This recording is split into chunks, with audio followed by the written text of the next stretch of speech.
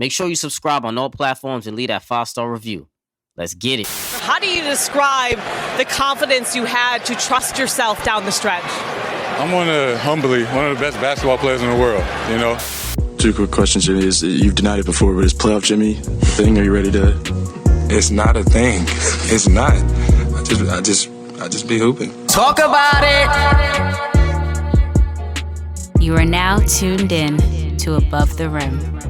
Hoops talk for the street. Family, what's good? Welcome back to another edition of Above the Rim.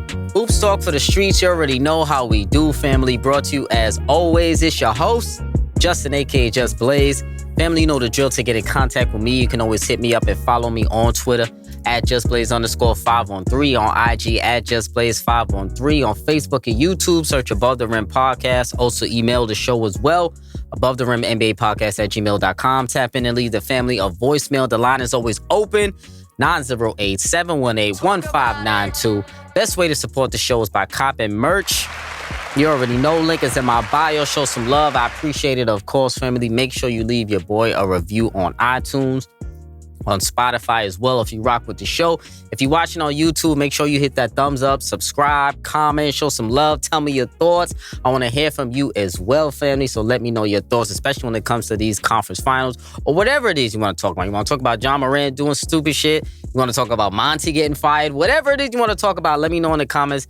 And you know I'm going to holler back at you, family. So let's get into these conference finals right here. The Eastern Conference Finals right here, family. The Miami Heat versus the Boston Celtics. It seems as if these two teams were destined to meet each other once and for all. Third time facing off in the conference finals in 4 years. This is the 6th time in 13 years that the Celtics and the Heat will meet in the NBA playoffs. The Heat and the Celtics met 4 times in the regular season, with Boston winning the first 2, Miami taking the last 2 meetings. The Heat had to go through the play-in tournament just to get this far in the playoffs. The Celtics were battle-tested in a tough 7-game series against the Philadelphia 76ers. Through 2 rounds, Jimmy Butler's averaging 31, 6, and 5, 13 points higher than anyone else on the roster, while shooting an efficient 52% from the field and 36% from 3. Jayson Tatum is coming off the most points scored in Game 7 history with 51, averaging 28, 10, and 5 in the postseason. I'm loving the additional rebounding. I'm loving the improved defense that I've been seeing from JT in this postseason. Last year, the Eastern Conference Finals ended in a Game 7 with Jimmy Butler missing a 3 that could have won the game and could have won the series, right? So it was extremely close last year when they had the conference finals, and I expect this one to be the same between the Heat and the Boston Celtics. Let's talk about it, right? Jimmy Butler, he deserves the ultimate respect on his name in this postseason. I have to give credit to Jimmy Butler for getting his team in this position once again. Jimmy Butler has been nothing short of anything the Heat could ask for, everything the Heat could ask for in a star since coming to Miami. He went to the NBA Finals for the first time since the Braun era in 2019-2020. He's the first number 8. The Heat are the first number 8 seed to go to the conference finals since 1999. The first play-in team to make the conference finals. 3 conference finals appearances in 4 years since they've acquired Jimmy Butler on their squad. Sensational, my brother. Pat Riley has gotten everything that he asked for when he brought Jimmy Butler on board. A lot of people were criticizing the decision, saying that Jimmy Butler's not enough of a star. He's not a big enough of a star for Pat Riley to spend that much money on him. And look, you're wrong. You're wrong. Playoff Jimmy is here to stay, and he's been here for a while now. 3 conference finals in 4 years, and he went to the finals. Now, listen, he's got to get it done, win a championship, but a lot of the times, his team has always been a severe underdog in every series, pretty practically, that he's been in. So, shout out to Jimmy Butler for continuing to be hungry and keeping his team in a position to succeed and in a position further than anybody thought they would be. So, shout out to Jimmy and the Heat for that.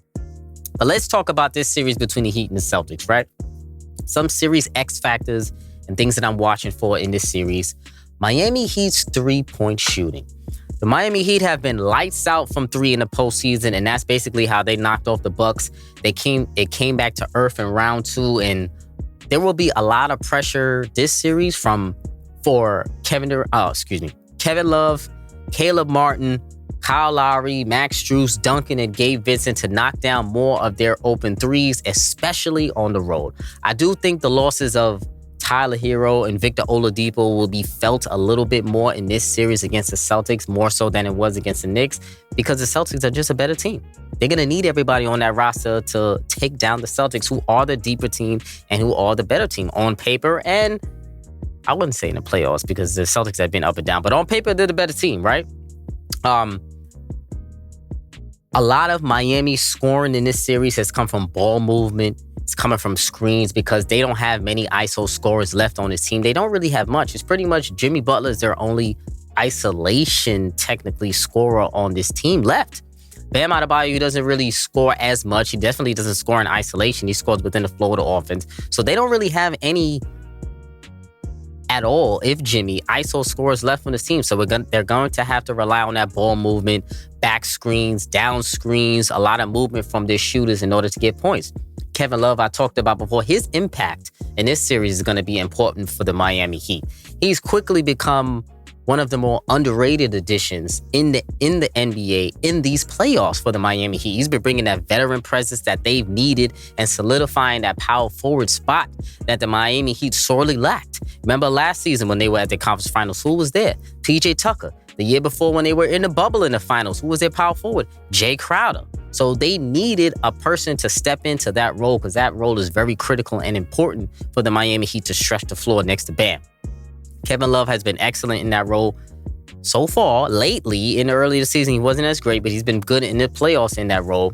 He's inserted himself into the regular rotation for the Heat, and he's been fitting perfectly in that role. He's hitting open perimeter shots. He's playing smart. He's patient on offense. And Kevin Love's outlet passes have been very Wes Unseld-like, as we know, which really helps the Heat in their offense, right? The Celtics, they're clearly the deeper team, more talented team in this matchup, but they have to play like it. The inconsistency from the Celtics to have shown in this postseason, it will not cut it. Tatum can't be as up and down as he was in that Philly series, right? It only worked out because Philly is just as much of an inconsistent team as the Celtics are. Jaylen Brown, and looking at in that series, he played solid, but, he could be better, in this postseason and in this series in particular. In that series, I looked at the numbers, he only has 3 more assists than turnovers in the postseason. 44 assists to 41 turnovers in this postseason. And his lack of sharpness and his lack of exceptional ball handling from the wing position right now needs to improve against Miami because they are going to try to exploit that if he's having some trouble handling the ball. So he's got to shapen up on those turnovers, make better passes, make better reads. Some things I'm watching for in this particular series, physicality, right? Last year, when these two teams squared off, there were so many players logging heavy minutes and getting hurt in that series. And I believe the Celtics were very banged up going into the finals, and that, I believe, ultimately contributed to their demise in that NBA Finals series against the Golden State Warriors. They were banged up. They just came out of a very, very physical series against the Miami Heat, a 7-game series against the Heat. They really didn't have much time to really adjust their game plan and get healthy. For the Golden State Warriors, who came into the NBA Finals very healthy. So the Celtics are going to have to be able to deal with that physicality from the Heat and try to come out the series healthy, semi-healthy, or at least healthy enough that one of their core pieces is still on the floor. How physical will the refs allow the series to be? When they saw how it went last time, we'll see. The mental stamina is something that I'm also looking forward in this particular series, right? The Heat are extreme underdogs in this series, and they are playing with house money. ESPN came out earlier today and had the nerve to disrespect the Heat, saying that they have a 3% chance to win this series against the Celtics. They gave them a 3% chance, and the Celtics a 97% chance to win this series.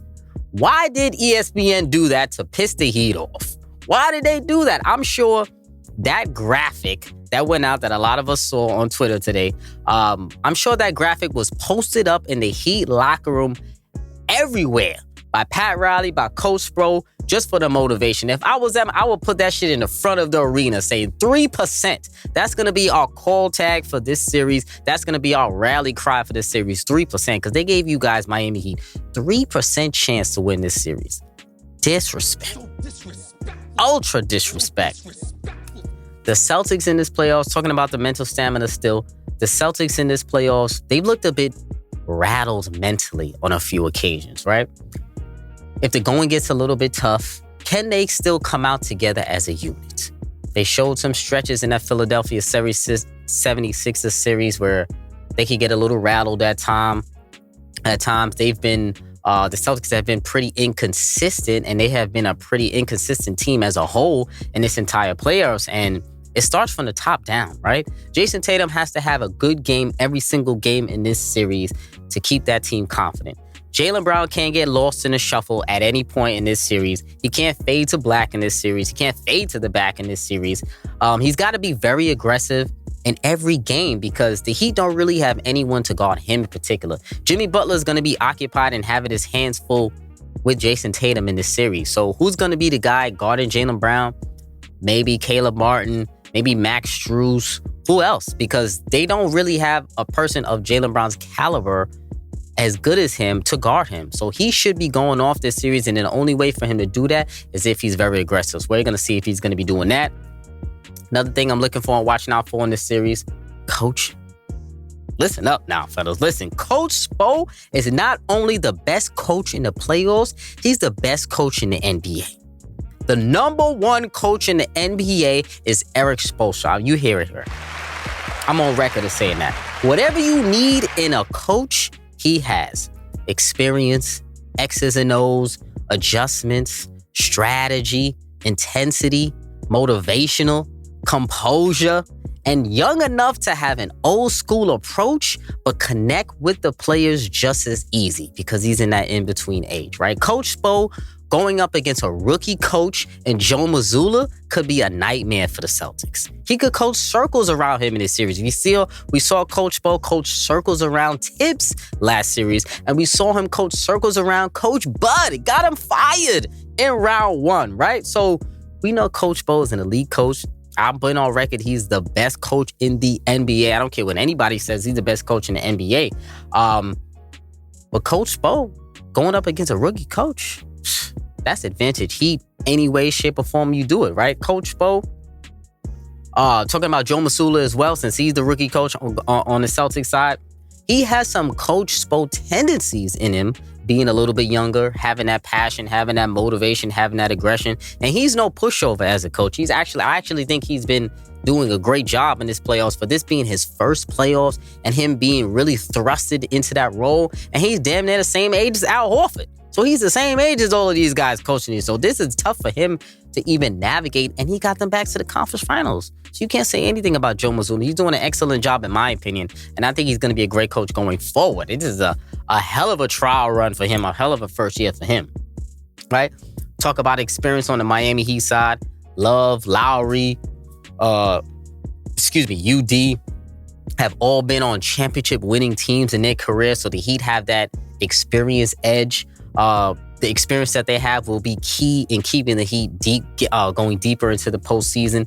The Celtics don't have that championship per se experience to rely upon yet, but the core of this team and the majority of this roster has played in so many big games together that they will be prepared for any situation. We know that. We know they play in big games. We know they can perform in big games. As we just saw in a Game 7, Jayson Tatum dropping 51. They have plenty of instances where players perform well in big games, but then they also have those times where those players drop off and are not as productive as they normally are, right? So, Jayson Tatum, Jaylen Brown, the best duo on the floor, and I expect them to play like it in this particular series.